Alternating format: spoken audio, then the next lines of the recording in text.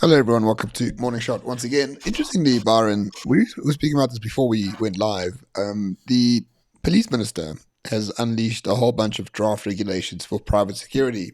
And I was ready to make a video saying how dumb these regulations were and how bad it is. They want to, defund private security.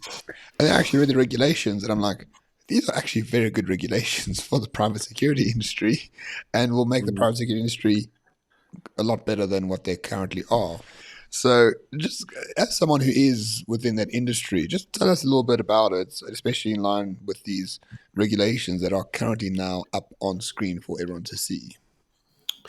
Yeah, okay. So the minister has drafted some regulations which basically say that he wants to improve the minimum standards needed to work in the private security industry and obviously the training that goes around it.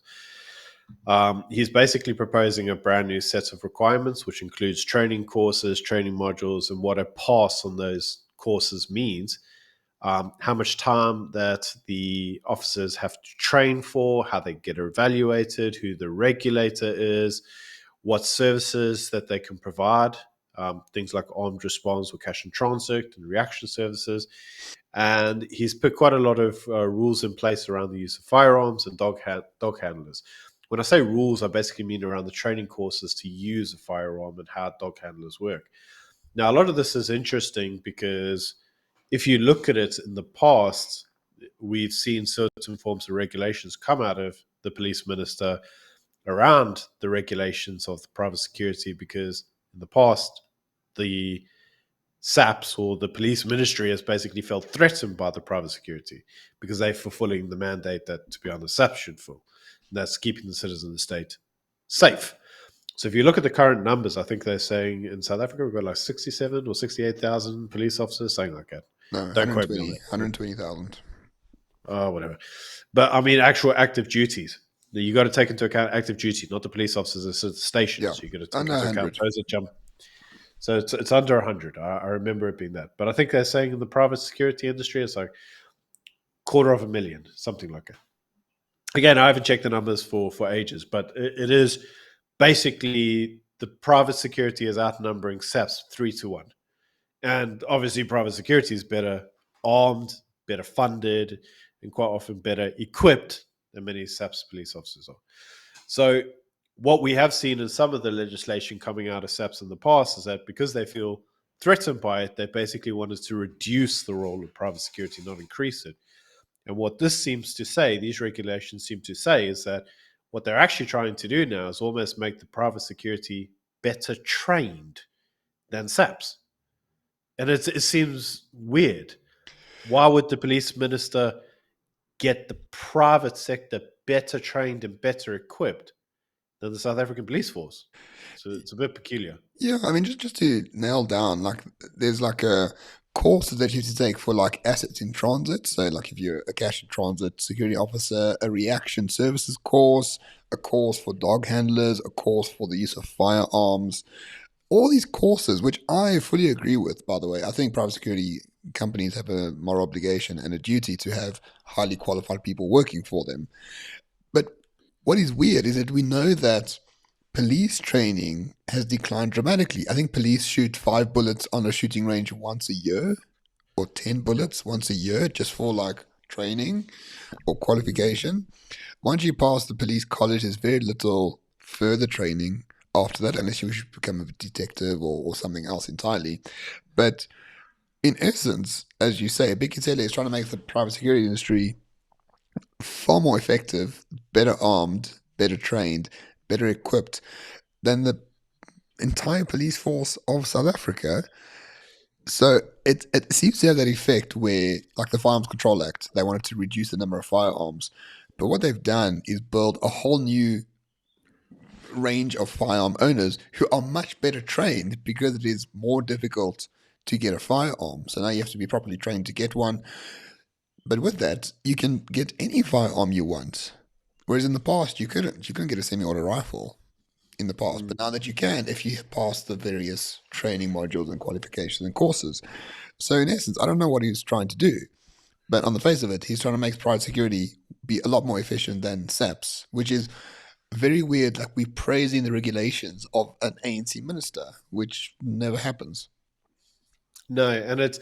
I think that it has something to do with the fact that last year the amendments around private security were changed. There was some bills that came out that put a lot more power into the minister's hands. So the minister basically had the ability to dictate rules and regulations on the private security industry through through the relevant regulators. So it's very interesting to see how it's kind of gone on. But I think what's also more telling, in my opinion, is that the ANC government wants to have this whole kind of communist utopia where everybody's given the same shitty service.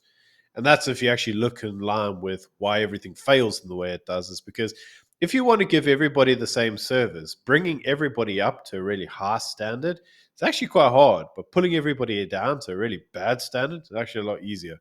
And so it's with that in mind that you should look at like a lot of the state failings, because there are people that live in those environments where electricity isn't a thing or there's no running water. And so the easiest way to have it is that none of us have electricity. That way we're all equal, right? So it's with that kind of in mind that you have to think to yourself, it's like you referenced the Firearm Controls Act. The effect of the Firearms Control Act was only to mean that those with money that could afford the training and go through the relevant training regulations were able to afford a firearm.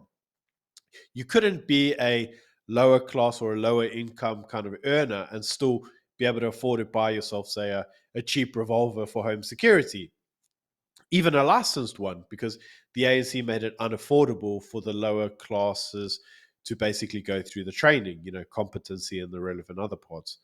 And this is actually what seems to be happening here. The ANC seem to be saying that those that can afford private security, your private security is going to be better trained, better armed, and better equipped than even the SAPS forces.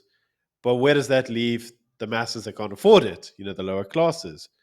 And where it leaves them is with an under budget, underfunded, under equipped, and undertrained police force, South African police force, that frankly you probably wouldn't want to arrive anyway. It's very peculiar for an ANC minister to be kind of giving these regulations. So peculiar. I wonder if he even knows that he's giving them, or somebody else wrote them for them and just said, "Hey, sign Yeah. these." Well, I mean, there's a difference between having regulations and enforcing them. So we do know that Mm, self-enforcement comes through with like the corporate security industry, right? Like the G4Ss and the big security firms that we all know and maybe use. So they will definitely take this on board. They're probably already doing most of it, to be honest. I know the guys patrolling our areas are already qualified. They're paid really well, and they're mm, qualified to own. Semi-automatic rifles and dogs and things like that, and those things you can't just do with someone out of Sierra training or whatever the case might be. It's something you have to do and work on. So I think a lot of security industries, especially the corporate ones, are doing it. But of course, the enforcement is not going to happen for a budget security company somewhere in a township or a rural area. They're just not going to mm. go along with these anyway. So once again, the effect thereof is that our security guards or those who do the work for us will be much better equipped and better trained than any other. I think that is also something Big Cele maybe wants. I have no idea. It's very odd. It is very odd. It's a very strange development. It's like he almost, by almost doing this, it almost feels like he's conceding that SAPS is a lost cause, but we do need the services provided by someone. So private sector has the money, might as well get them privately trained and privately educated to do it. Dog handlers are a really good one. I know we're saying, and for those in the audience that are watching and actually have got this far in the video, you might look at dog handling and go, well, why is that a big issue? And the actual answer is because they don't generally allow dog handling at the moment. Because if you pull a private security dog onto a site, let's say it's a crime scene, that dog can confuse an actual SAPS dog unit. Because what happens is the SAPS dog unit comes in and he's got two smells to kind of have. I know I do some work in this environment, as does Gideon. So we'll tell you straight, like they don't like getting private security dogs there because they confuse the sense of the dog, and it can actually mean that you end up losing a trail, not following it. So the fact that they're now like, no, no, no, actually, maybe we need private security industries dog handlers, and those dog handlers need to be well trained. It's like that's quite a big thing because that's a unit of SAPS that typically actually works fairly okay. Dog handler squads are usually very highly trained. But the problem is, like in my area, I think it's like 2 dogs for like nearly 3 or 4 different towns. Like, so like actually getting a dog unit out to an area like takes forever. The guy's probably skipped town already, and it's like there's just not enough actual units to fulfill the mandate of dog handlers. So now it's like, okay, well, let's give it to private security. So I think it's just another example of the state failing to provide a service and obviously private sector having to step in for it. But it seems very weird that you see an ANC minister almost supporting that. Yeah. And just quickly based on that, I'm not a socialist by any means, but I do think in general, private security industry does tend to underpay the employees within that industry. Like, for example, Yeah, if a security firm has a contract for 50,000 a month, they would generally pay the guards on site like maybe 10-15% of that as a salary, and the rest goes to the main company.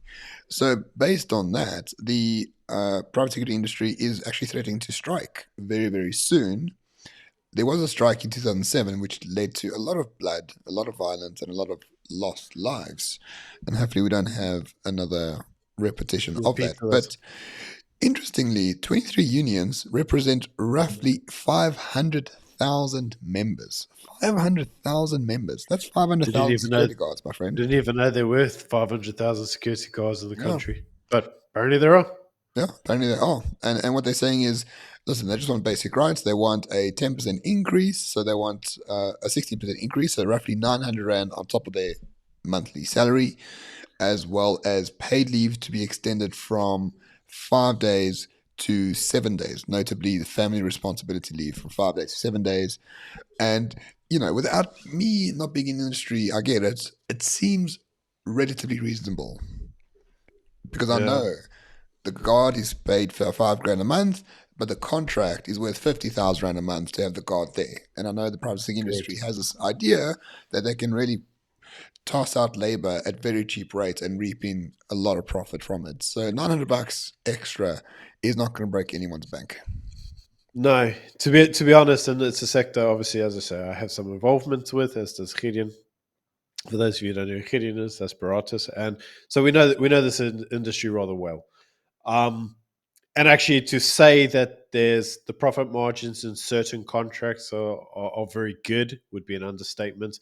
It's actually not uncommon to have low skill, low waged individuals sitting as a guard at a certain premises, and they'll be earning about 5 grand a month. The point that I suppose becomes relevant is that, and this is where this is where the police minister's regulations in terms of training kicks in, because at the moment to be a guard, a security guard sitting at, let's say, Nedbank, we've all seen them, like, backsides as big as the moon and probably couldn't waddle up a stairs, but they're going to protect the place. We've all seen those people. Those people have to do a grade E with Syrah. The exam, I've done grade E. I've got all the way up to the top grade of Syrah. So I've done all of them. But grade E is like, man, there's dumbass and then there's grade E. Like, one of the questions on the exam, I kid you not, is how often do you wash your hair? I'm dead serious. I'm dead serious. And it's all under the section of personal health and hygiene, because it's like, if you say, oh, like once a year, then it's like it's not good hygiene, and you need good hygiene for security. So it's like, it's really dumb stuff. It's like, what's the alphabet? A, B, C, D, because you need it to be able to talk on the marks. So it's like, these are the exam questions, man. These are not highly educated or skilled individuals, but they will sit at a specific location and act as a deterrent. Now, part of the reason we have a lot of these kind of low skilled people is because they provide word functions in an unemployed economy. So you can't get kind of like highly skilled, highly educated people to sit at a dorm. I mean, they're dormant, for crying out loud. So it's with that in mind that the private security industry feels justified in paying them next to nothing. Yeah, But the reality is, what they're getting paid to provide that service, because the service is more valuable to the customer, they're getting paid like 15,000 a month to provide that actual member of staff to sit there. So with that being said, it's like it's a well-known thing in private security. Like your doorman, and that they're very underpaid. A really good example is, let's say your armed response. So to get armed response, you have to have Surrey grade C as a minimum. It's a little bit more complicated. It's not that complicated.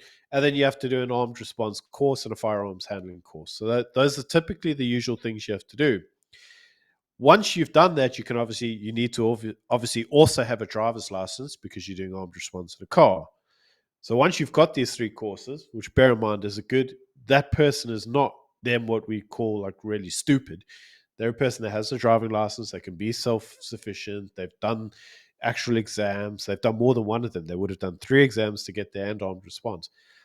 So you would say, okay, well, what kind of grade are we putting these, or what kind of salary are we putting these guys in to drive into a shooting, a potential shooting situation where they get gunned down?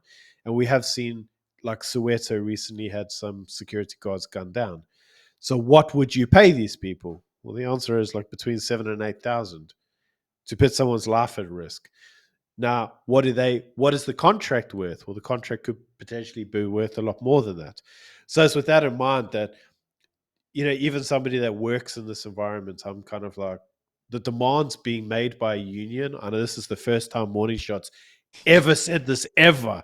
Like, and it's probably the last time we ever say it. But actually, the demands being made by a union actually aren't that unreasonable, because the private security is not ESCOM. Like, they're not all sitting on bloated wages and they never turn up for work. I mean, these guys are actually working, but the wages they Yeah, get paid are actually fairly yeah, low.